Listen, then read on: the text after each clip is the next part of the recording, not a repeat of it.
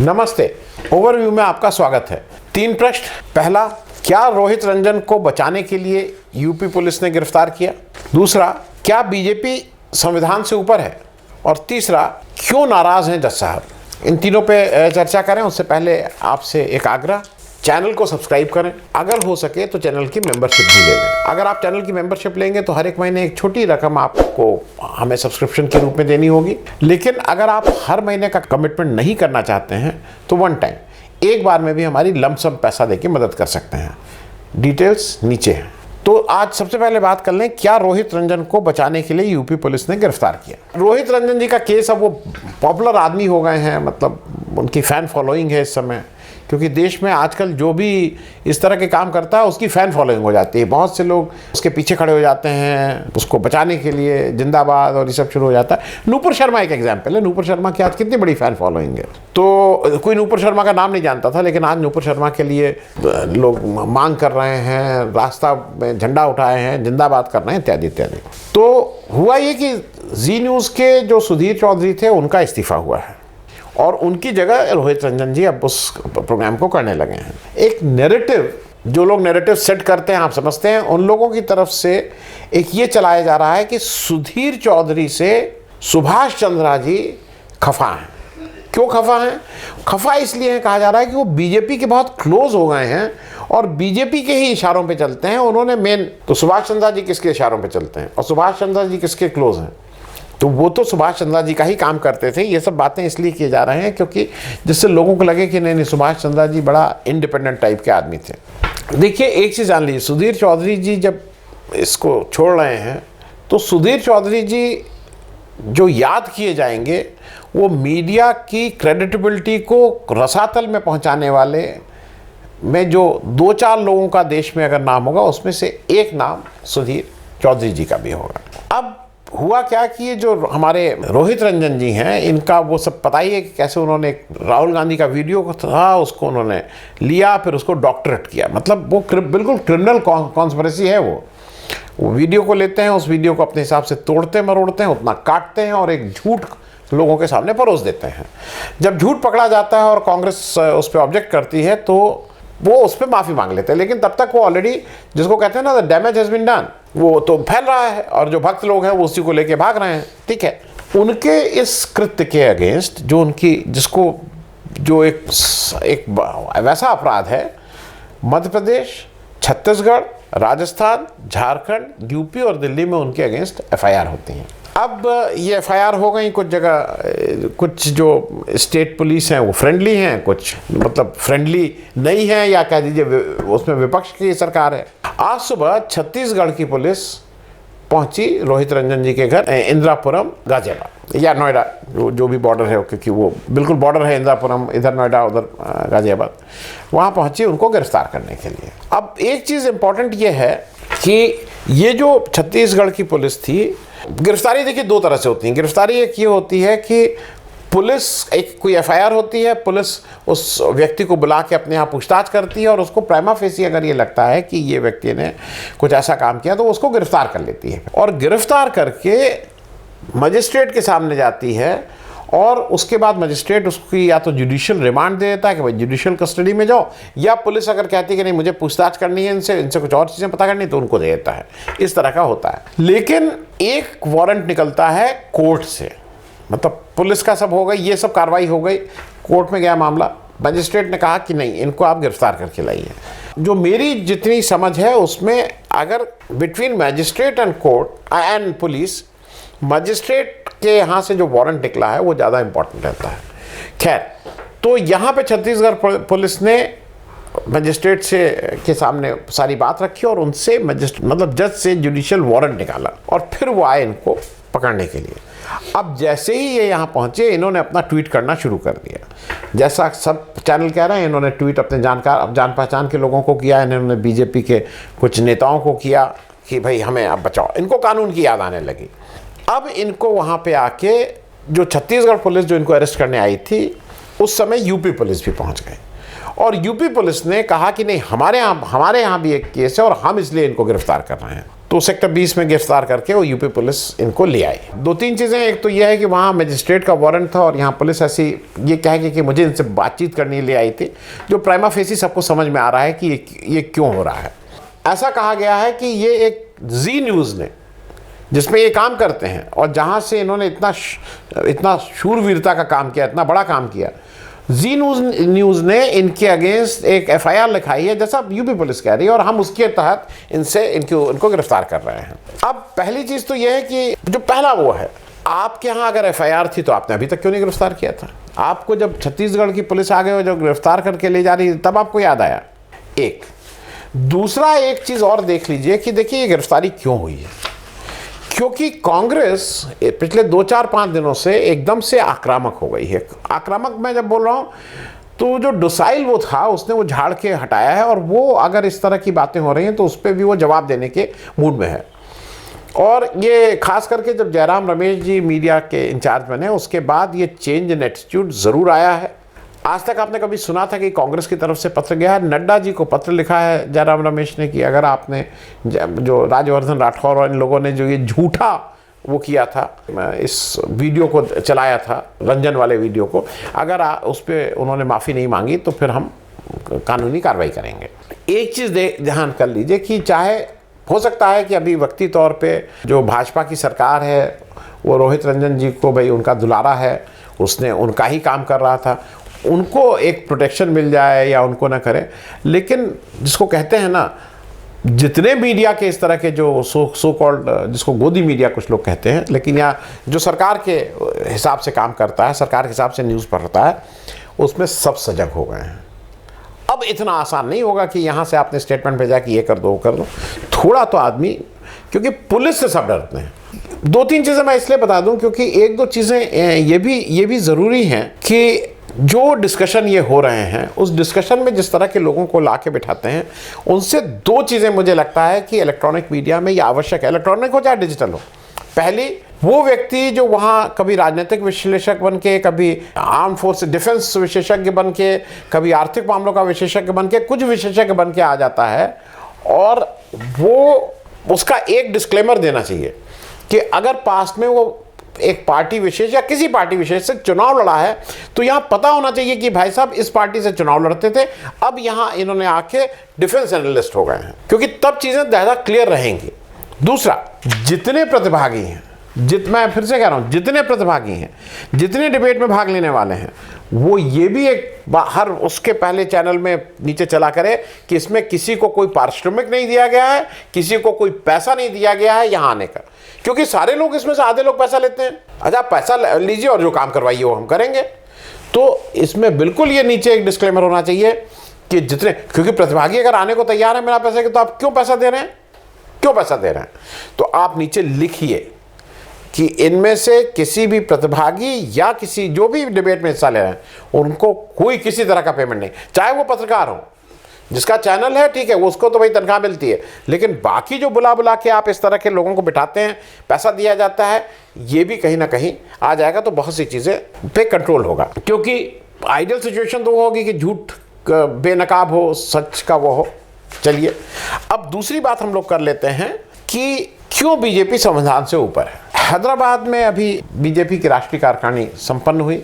ये राष्ट्रीय कार्यकारिणी जो थी, ये करीब, अगर आप याद करें तो ये इंपॉर्टेंट इसलिए कि 20 साल बाद, 20 साल पहले अप्रैल में गोवा में एक राष्ट्रीय कार्यकारिणी हुई थी।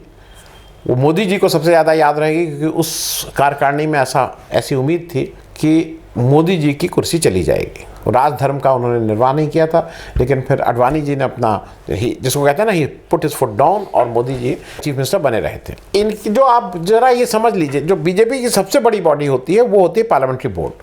पार्लियामेंट्री बोर्ड में 11 सदस्य होते हैं, करंटली 7 लोग हैं, 4 स्थान खाली हैं, अडवाणी जी उसमें नहीं है। उसके बाद होती है सेंट्रल इलेक्शन कमीशन, नेक्स्ट उनकी जो इंपॉर्टेंट है, उसमें 19 सदस्य होते हैं। 11 जो पार्लियामेंट्री बोर्ड के जितने हैं वो सब होते हैं, प्लस 8, तो अभी वहाँ 11 में 7 हैं, तो 7 वो हैं, और 8 में 3 ही लोग हैं, तो 10 ही लोग अभी हैं। वहाँ पे भी 5 पोजीशंस खाली हैं। फिर है नेशनल एग्जीक्यूटिव। नेशनल एग्जीक्यूटिव में इस समय 80 के राष्ट्रीय कार्यकारिणी में सदस्य हैं। अब ये जरा इंपॉर्टेंट चीज़ है कि तेलंगाना के 4 मेंबर हैं, और मैं इसलिए कह रहा हूँ कि तेलंगाना से 4 सदस्य, मध्य प्रदेश जहां आपकी सरकार है वहां से भी 4 सदस्य, गुजरात जहां की आपकी सरकार है वहां से 3 सदस्य।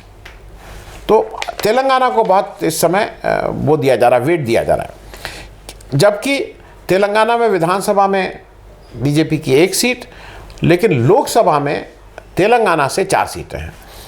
इस समय जैसी बीजेपी की हालत है और ऐसा लगता है कि बीजेपी बहुत सीरियस है तेलंगाना में, और उसका कारण यह है कि उसको ऐसा लगता है कि हिंदी हार्टलैंड में खास करके कुछ जगहों पे जहां इलेक्शन होने जा रहे हैं बीजेपी शायद वो वाला परफॉर्मेंस रिपीट नहीं कर पाएगी जो 2019 में किया है। तो यहाँ पे जो भी कमी हो रही है उसको बीजेपी का यह है कि कुछ ऐसे राज्य साउथ के ढूंढो जहाँ से इसको कवर किया जा सके। उसमें से एक तेलंगाना पे भी उसका साफ साफ और फोकस टारगेट है। मैं जिस बात पे कह रहा हूँ कि जो मुझे लगता है कि बीजेपी संविधान से ऊपर है, उसके कुछ कारण हैं।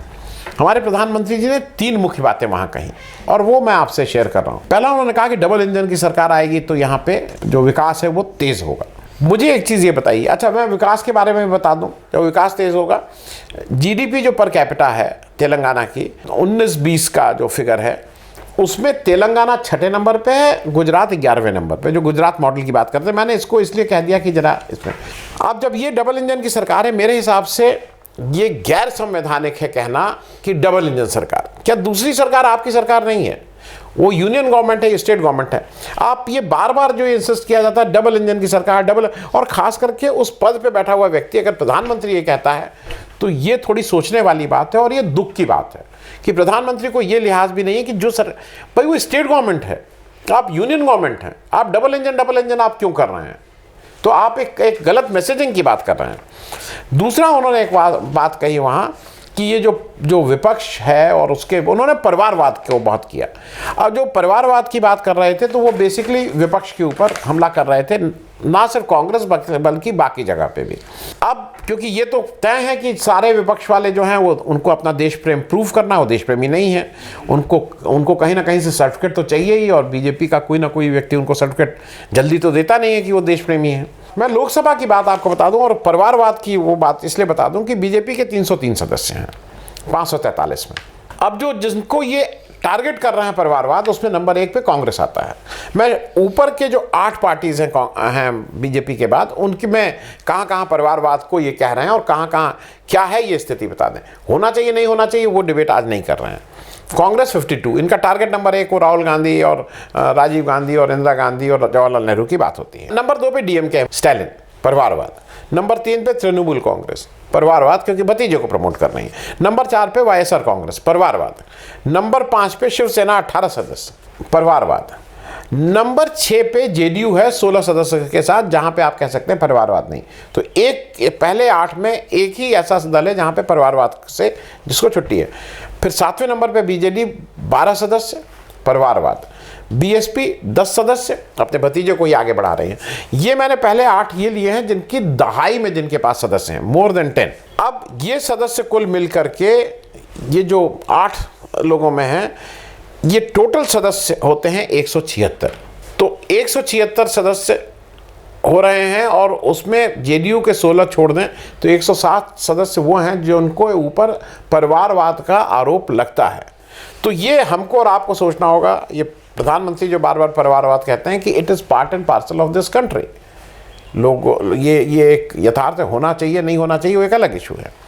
तीसरी बात जो प्रधानमंत्री ने कहा और जो मुझे लगा कि बहुत ठीक नहीं था, वो हैदराबाद में पहुंच के भाग्यनगर कर रहे हैं। जब तक जिस जगह का जो भी नाम है आप उसको हैदराबादी कहेंगे, आप उसको भाग्यनगर कह के आप एक गलत कम्युनिकेशन कर रहे हैं, आप बेइज्जती कर रहे हैं उन वहाँ पे रहने वाले लोगों की जो हैदराबादी कहलाते हैं। आप भाग्यनगर कर दीजिए, लेकिन जब भाग्यनगर कर दिए तब भाग्यनगर बोलिए ना। आप ही आज भाग्यनगर उसको बोलने लगेंगे तो ये तो थोड़ा गैर वाजिब बात है मेरे हिसाब से। तो और ये असंवैधानिक भी है। आप उस पद पे बैठा हुआ कोई व्यक्ति जब आज अगर मुंबई को बम्बई कोई कह दे तो लोग गुस्सा होते हैं, कोलकाता को कलकत्ता कह दें तो लोग गुस्सा होते हैं, तो आज हैदराबाद जो कानून संविधान में जिसका मतलब जो नाम हमारे देश में लिखा हुआ है कि भैया हैदराबाद है, उसको भाग्यनगर कहना तो मेरे हिसाब से ठीक नहीं है। अब तीसरी बात कर लें, क्यों नाराज़ हैं जज साहब? एक ये हो रहा है कि जज को गाली देने का इधर हो गया। और जब से नूपुर शर्मा जी वाला आया है तब से सारी फैक्ट्री जो है वो लग गई है कि नहीं नहीं ये नूपुर शर्मा को कहा है, तो जज के सब खोद के उनको गाली दी जा रही है। जो जज साहब हैं जस्टिस JB पादरीवाला, उन पर आरोप सबसे ज़्यादा लगाया जा रहा है कि वो नूपुर शर्मा केस में विलेन के रूप में उनको कुछ किया जा रहा है। फैक्ट्री फुल टाइम चल रही है कि इनके खिलाफ कुछ निकालो। अब ये बताया जा रहा है कि जस्टिस पादरीवाला जो हैं वो कांग्रेस के MLA थे, स्पीकर ऑफ गुजरात विधानसभा थे, और वो एक फ़ोटो भी चल रही है। दोनों बातें सही हैं, दोनों बातें सही हैं ये कि, पर वो जो फ़ोटो दिखाई जा रही है वो उस समय के CJI KG बालाकृष्णन जी के स्वेरिंग इन सेरेमनी की, शपथ ग्रहण की है, जिसमें वो सोनिया गांधी के सामने खड़े हुए दिखाई दे रहे हैं। इस फोटो को फोटोशॉप किया गया है, क्योंकि दोनों फोटो मैं लगा के दिखा दे रहा हूँ आपको। जो व्यक्ति जिनको बताया जा रहा है जस्टिस पादरीवाला हैं, वो एक कहीं से ला के उसमें खड़े कर दिए गए हैं। ये द क्विंट ने ये स्टोरी की है, वहीं से मैंने इसको लिया है। दूसरे जस्टिस पादरीवाला वो नहीं है, वो जस्टिस पादरीवाला के पिताजी बर्जर कावस जी पादरीवाला हैं। वो MLA भी थे, गुजरात विधानसभा के स्पीकर भी थे, ये फैक्ट है। तो किसी के पिता अगर किसी पार्टी के MLA या स्पीकर हैं तो उसके निष्पक्षता पे प्रश्न चिन्ह लगाना तो ठीक बात नहीं है। क्योंकि अगर आप झूठ बोलो, रोहित रंजन झूठ बोला है, पूरी पार्टी भाजपा कमर कस के तैयार है उनको बचाने के लिए। तो एक तो ये है।